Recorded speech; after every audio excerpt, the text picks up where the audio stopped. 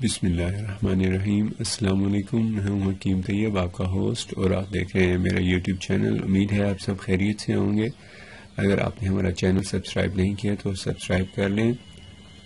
آج میں بات کروں گا نیند کی کمی کے بارے میں۔ آج کل بہت سے مردانہ کمزوری کے مریض ایسے آ رہے ہیں جن کو بظاہر تو کوئی مسئلہ بھی نہیں ہوتا، کوئی ان کا فزیکل پرابلم نہیں ہوتا، پھر بھی انہیں جنسی کمزوری ہوتی ہے۔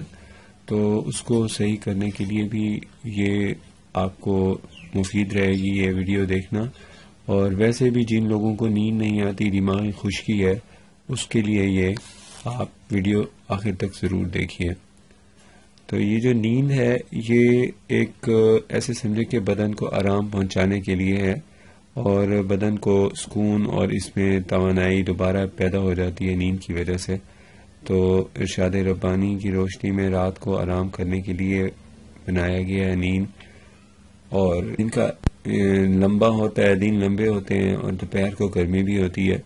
تو آقا نامدار صلی اللہ علیہ وسلم نے اس عرصہ کو پرسکون بنانے کے لیے اس ساعت میں نیند کرنے کی تلقین فرمائی ہے۔ اس کا ایک فائدہ تو یہ ہوتا ہے کہ تھکاوٹ دور ہو جاتی ہے، اور وقفہ میں آرام دینے کے بعد طبیعت پھر سے کام کرنے کے لیے آمادہ ہو جاتی ہے۔ دوسری بات یہ ہے کہ ہمیشہ رات کو جلدی سوئیں اور صبح جلدی جاگیں۔ 5 سے 7 گھنٹے روزانہ کافی ہوتا ہے سونا۔ اگر کسی وجہ سے طبیعت پر دباؤ زیادہ ڈال کر زیادہ جاگا جائے تو صحت اور اعصاب اور یادداشت تینوں پر برا اثر پڑتا ہے اس کا، اور اس سے عمر بھی گھٹتی ہے۔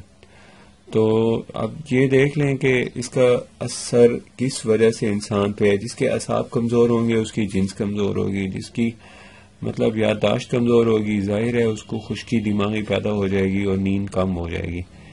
اور اگر کسی وجہ سے زیادہ فکر کرے یا ٹینشن لینے والا ہو، اس کو بھی نیند نہیں آتی۔ معدے کی خرابی بھی اس کی وجہ ہوتی ہے، قبض بھی ہوتی ہے اس کی وجہ۔ خاص طور پر کسی بیماری کی وجہ سے اگر طبیعت خراب ہو جاتی ہے تو اس کا فوراً ازالہ کرنے کے لیے آپ کو اپنے معالج سے ملنا چاہیے، یا ہم سے آپ کمنٹ باکس میں کمنٹ کریں، ہم آپ کو اپنی طبیعت کے مطابق جو بھی گائیڈ لائنز ہیں وہ آپ کو دیں گے۔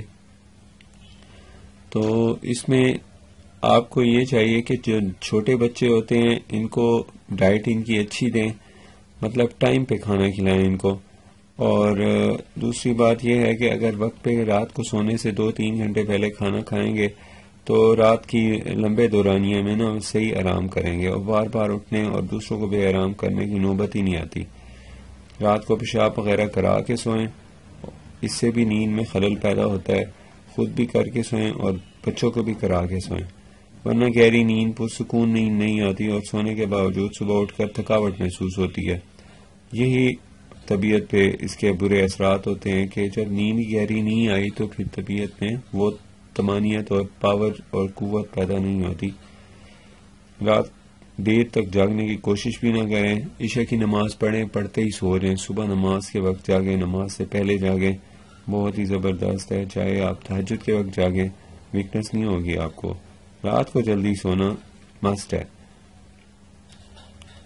اور اس کی ہیبٹ بھی نہیں بنانی آپ نے کہ رات کو دیر سے سوئیں۔ کبھی مجبوری ہوتی ہے تو پھر تو کوئی بات نہیں۔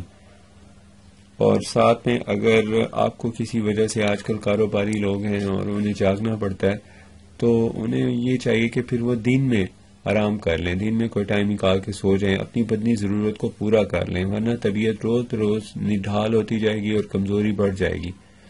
کچھ لوگ بغیر کسی اشد ضرورت کے خواب آور گولیاں یا نیند کی گولیاں کھاتے رہتے ہیں، تو اپنے آپ کو ان کا ہرگز عادی نہیں بنانا چاہیے۔ نہ ہی جو کھا رہے ہیں ان کو یہ تو نہیں کہہ رہا کہ وہ ایک دم روک دیں، آہستہ آہستہ کم کریں، اور جو میں اب آپ کو نسخہ بتاؤں گا اس کا استعمال کرنے سے یہ مسئلہ ٹھیک ہو جائے گا۔ اور یہ کوئی صحت کی بات نہیں ہوتی نیند کی گولی کھانا، اسی سے دماغی خشکی ہوتی ہے اور بڑے مسائل پیچیدہ ہو جاتے ہیں۔ آئس سائٹ کا پرابلم ہو جاتا ہے، ڈبل ویژن ہو جاتا ہے، ایک کے 2 نظر آنے لگتے ہیں۔ اور اس کے علاوہ آپ کو ایک ترتیب اور بھی ہے جو بتانی ہے، وہ یہ ہے کہ سرسوں کا تیل یا کوئی بادام روغن وغیرہ یہ سر پہ مالش ضرور کیا کریں۔ یہی ہے وہ آپ کو جو نسخہ بتانا تھا کہ سرسوں کا تیل یا بادام روغن یا خشخاش اور کدو روغن یہ آپس میں ملا کے مالش کیا کریں۔ اس سے آپ کو نیند سے بہت اچھی آئے گی، کسی قسم کی دوائی لینے کی ضرورت نہیں پڑے گی۔ ناظرین، اگر آپ نے ابھی تک ہمارا چینل سبسکرائب نہیں کیا تو سبسکرائب کر لیں اور اپنی صحت کا خیال رکھیے۔ شکریہ، اللہ حافظ۔